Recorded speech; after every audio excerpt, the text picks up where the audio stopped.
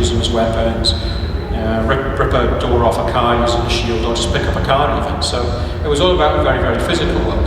So we said, okay, if we want to do a true kind of Crackdown 3 multiplayer, we really wanted to move that physicality into the online space. And so we set ourselves a pretty high bar with that and said, well, what about if we could really, for the first time ever, make the whole world in which you play fully destructible? And we have a picture here. So that was kind of what our goal was, because once again, it's all about this physicality. And it begs simple questions like, why in a game can't I just shoot a wall with my bullets, and that wall, rather than just having a texture decal stuck on it, why don't my bullets go through a wall? And if I want to shoot a bigger wall, why can't I step through that hole? So it's about breaking down walls in video games. So we kind of did this little demonstration here, which it looks like a wall in any other video game, but this one is connected to the cloud. So unlike other games, this wall has compute power and memory on demand. So it's kind of a weird thing, but it does let you do things like, if I shoot this wall, each single bullet will take away a little bit of geometry, and everything is physical.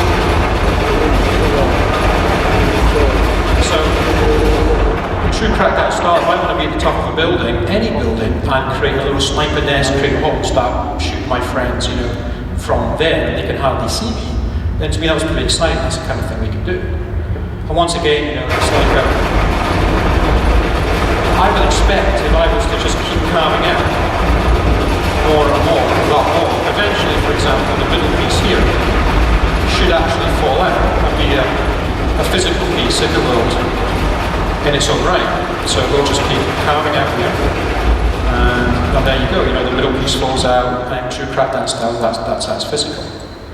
And I'll just switch to an overpowered machine gun here and kind of shoot more out. So if I don't want to create a door and run through it in true Crackdown style, see that's just pixel perfect collision. And just run through it, then I can create my own entrances and everything. So it's kind of very, very different. If there's an enemy standing behind that, I know he's there, I'll just shoot him through the wall. It's thinking about, that's the way we think game worlds need to evolve too. So that's kind of what wall did. But what I'm going to do now is I'm in the same level, I'm just going to jump through here. Now imagine that on a whole building. So for example, you have to kind of reimagine gaming in that respect, because this building here is actually built physically. So once again, buildings are just normally put together with geometry, and they're just a picture, they're fake. If we want to make a fully destructible world, you would expect players, for example, say, well, that's fully destructible, I want to shoot out this whole base, I want that whole thing to fall over, my friends are on the top, and they should fall over with it, right? And we're saying, well, absolutely. So this building here is actually built physically, so it's clad in concrete, steel, glass, it has a steel infrastructure that runs through it. And to do that, we had to make that building stand up under physics. So just because of a small thing here, I'll just, shoot some of this. Now what I've done here, we're using a really overpowered gun, otherwise we'll be here for a while. So my bullets do a ton of damage, but that's really just for the purpose of this demonstration. But everything here is, is physical, persists, and in true Crackdown style, it can be picked up, moved around, etc. There's no fakery here. So for example, one of my friends, there's a couple of my friends up there, there's two guys here, and there's a bridge. Why don't I just shoot the bridge they're standing on and bring them down to my level? And you'll see everything is physical, cascade damage, everything hits everything else. So once again, overpowered bullets, but you get the idea. Now, just to show you how much power that needs, I'm going to switch into a small debug mode here, and I'll detach and fly. So typical multiplayer games run on a server, and if you're lucky, you get one server for your game, but most servers actually share games. What you see here is all the different colors are actually different cloud servers. So the cyan and the green are actually physically on different servers. So we can just start to add servers and expand the world and make sure everything is at this level of detail. The system is so smart, for example, you actually see cyan blocks as they cross physical server boundaries change color, as they dynamically in real time move across servers. So you kind of have to really think about, how it's kind of a completely different way of thinking about how physical we can make games. So I switched that off now, just to show you how much processing power we're using to do this. At the very top left of the screen there, you'll see underneath the health bar, we brought up a couple of icons. The first one is basically how much power we can normally dedicate in the game to running physics on an Xbox One. It's not the whole performance of the box, it's just how much we could normally use in terms of physics. Underneath it, as the guys are doing more and more destruction, you'll see it's actually flipped over. The icon underneath it is a cloud server, and it's filling up. So what we're doing now is we're going out to the cloud and getting more compute from that. And the more damage we start to do, we'll start to use more and more power. And what we do here, for example, is let's say we do enough damage to this tower on the right that if we keep shooting the base here, eventually that should fall down. Exactly as players, I think, would want to hope and expect to happen. We'll detach the camera again, and there you go. So the whole thing will fall, and everything on it's physical. It will hit the ground, it will damage things, further away, essentially. Even when it's on the ground, it's still fully physical. You can stand on it and climb on it. And as you see there, just with the three of us, we're using about an extra Xbox One worth of physics compute power to do this.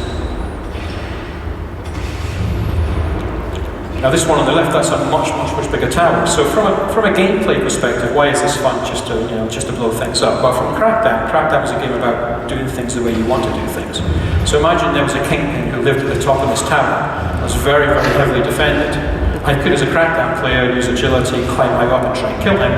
Or we could get together and say, well, screw that, let's just blow the whole base of the tower up and we'll bring him and the whole tower down. So I'm going to switch to rocket launchers, and we're going to start basically trying to do that. We'll get a different vantage position. So we're just laying into this building now with the rocket launchers. You'll see now with the bars on the top left, we're up to about 3 times what your Xbox can normally do with physics. So basically we're just using more and more of the cloud on demand as we need it. Once again, everything's physical, glass will shatter, you can carve out, for example, these fins here, you can shoot the whole fin off if you wanted to, and that would come crashing off.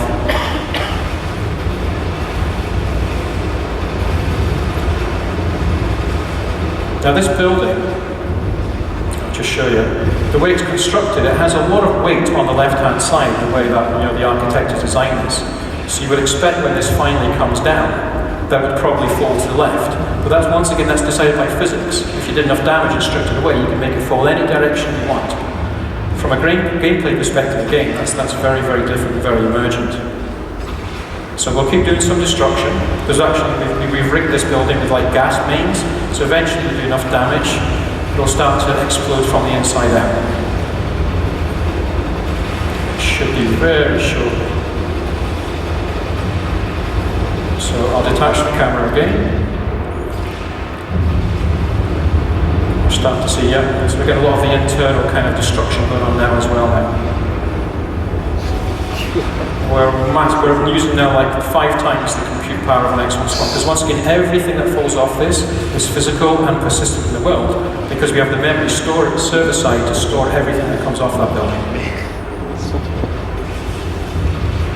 And finally, we'll just keep doing a bit more damage, and we should be able to destroy enough of the superstructure that the whole thing will physically fall down.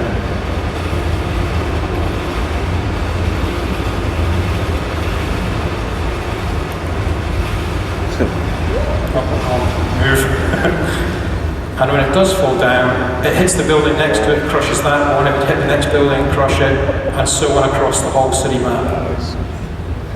So, and once again, you can actually see, Clinton adjusting, they've climbed onto that now. So think about using things like taking a building down, using it as a ramp for a car to get to places in the world you could not get before, because everything is fully physical, nothing's faked. We hit about six times an Xbox One compute power there for physics. Top left. And just as a small finale, what we've done is we've rigged a bunch of the buildings with charges, because we can, and just start blowing the whole of the city up and see how much kind of compute power we can use. So I'll set that off just now and start flying. And there you go.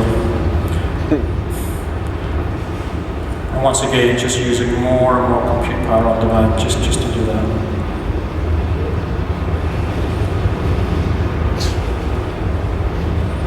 So we're doing a lot of destruction for destruction's sake here, but obviously this is a tremendous technology testbed which has a lot of, I believe, a lot of huge gaming opportunities about how we can really change multiplayer gaming and make worlds much more physical. And creatively, how you can start to use destruction in the multiplayer game we're building. We're peaking about 9 times your Xbox there. I think we've hit 13 as our record, so the guys aren't trying hard enough, obviously, to blow stuff up. So, yeah, you can, for the first time ever in a game, just, if you want to, raise the whole city.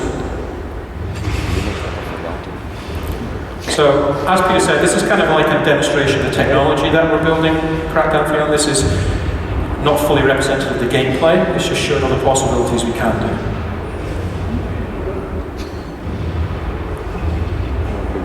Okay, thank you very much.